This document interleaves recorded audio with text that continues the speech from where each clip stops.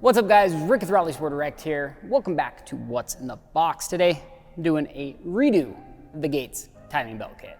So this is something that I didn't necessarily think I was going to do or had to do, but I saw a lot of you guys commenting on a video I made a long time ago because back then the kit was different. And so I figured I would redo it, show you guys what's what. So anyway, it's a brand new kit, still unopened. Literally says kit is not returnable if plastic sleeve is opened. Oh, okay, so you can actually open this part and it's still returnable. But right here on the outside, let's just get this over with right away. It does say the timing belt itself is made in Japan, and the other components come from Brazil, Canada, China, France, Germany, Hungary, India, Japan, Poland, Romania, South Korea, Slovakia, Turkey, or USA.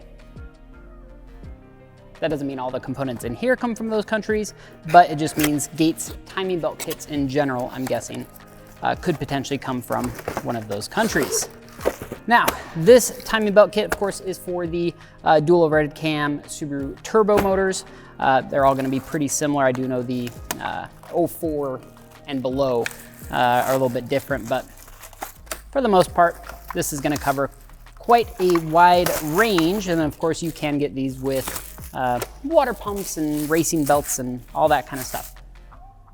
So anyway, right off the bat, you've got your important read instructions below to complete proper timing component setup.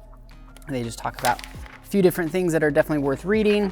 And do they cover the tensioner? I'm guessing they do. Basically probably about bleeding the tensioner. I'm not gonna read through that. That's not important, that's on the end user. And another, okay, that's the one about bleeding the tensioner. So definitely read through the instructions because there's some valuable information in there. So you get a very well packaged kit. Right on the top, you have a, let's call it a spacer that basically is going to space out the timing belt on the main crank pulley there versus the, what would you call that? The guide. They usually call it timing belt guide. Just prevents skipping in the event of a stall or a hard shift or something like that. So we've got, I'm just gonna take all the idlers here out of the box or out of the package. Everything comes very well packaged and it's a complete kit, which is something I've always given Gates credit for. You know, you buy one part number, everything's ready to go, ready to install, instructions included, you're set, right? But a while ago, they made some changes to their kit, and I think it's only fair to you guys that we go over these changes. So back in the day, all of the components were essentially OEM components made in Japan, super high quality. So let's go over each component just real quick. Obviously the idler here, made in China, made by a company called Taide, T-A-I-D-E. Okay. This idler here does not say, not able to find any markings on that one. China. China.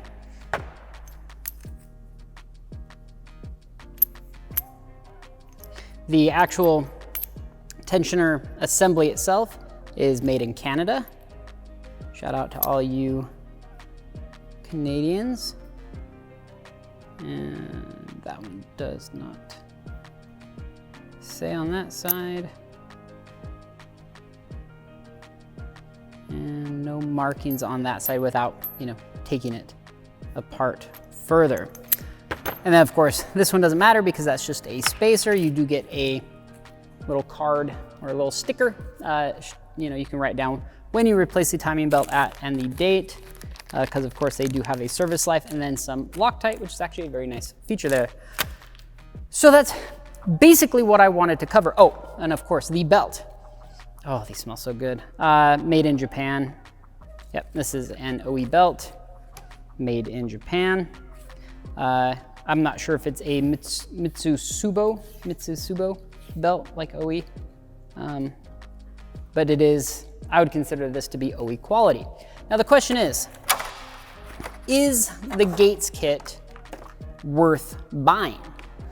Because I understood the kind of the outrage when these the changes were first made. They went from you know, everything being made in Japan to, well, not being made in Japan.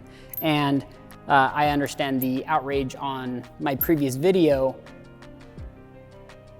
because in the video it says, oh, look at this, it's made in Japan. Look at this, it's made in Japan, you know.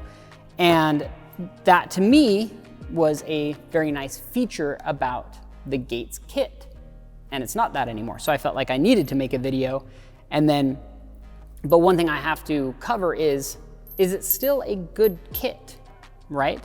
Should you put this in your Subaru? Well, that's up to you. You know, it's one of those things where, is this going to be OE quality? Maybe. Unlikely, but maybe. Is it still good enough quality to run in your car?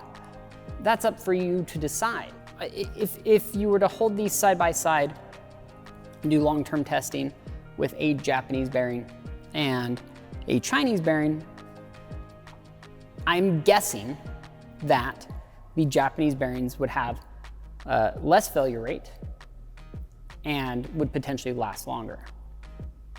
I don't have anything to back that up. I just feel like it's something my personal gut feeling tells me. Now, that's not to say that anything made in China is garbage. You can get some ultra high-end stuff made in China. But chances are if something's being exported to China where in Japan they already do it so well, it's probably for a reason. And that's probably a, you know, price reduction. I'm sure Gates did the math, you know. They couldn't sell the kit that they were selling at the price they were selling it at with everything being made in Japan. That's my personal guess. I have no idea. I don't know anybody at Gates. If you look at a lot of the Gates products, they're you know, some of the highest quality products on the market. And I assume this kit would still have to pass their pretty strict quality control standards. So it's going to be a quality kit, but as high as a OEM, I don't know.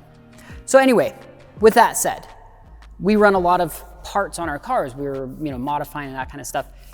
You know, is everything you buy, does it need to be made in Japan? You have to take that price versus performance versus quality into consideration. You guys do, and this is no different. It's just another thing that you have to take into consideration when you're doing your build. Whether you've just dumped $8,000 into your engine, you know, maybe spending a few extra $100 on an OE kit just for that self-assurance is, you know, worth it to you. Or maybe you've got a 02 WRX that's on its second timing belt. It's got 220,000 miles on it, and you're just trying to limp it by for a little bit longer. You can go buy an OE kit, or you can buy something, you know, quite a bit cheaper like this that's gonna work just fine. Anyway, that's what I really wanted this video to be about. It wasn't necessarily what's in the box as far as, you know, here's all the components. We kind of know what's in here. It's a complete kit. It's ready to bolt on. It's just up to you guys whether or not you want to run this kit. I felt like you guys deserved a new video on exactly what was in this kit and at least explaining that, because my previous video is obviously no longer correct. Anyway, I really appreciate you guys watching. I hope you guys like this video. It's a really boring video, but you guys needed one. So thanks for watching. See you next time.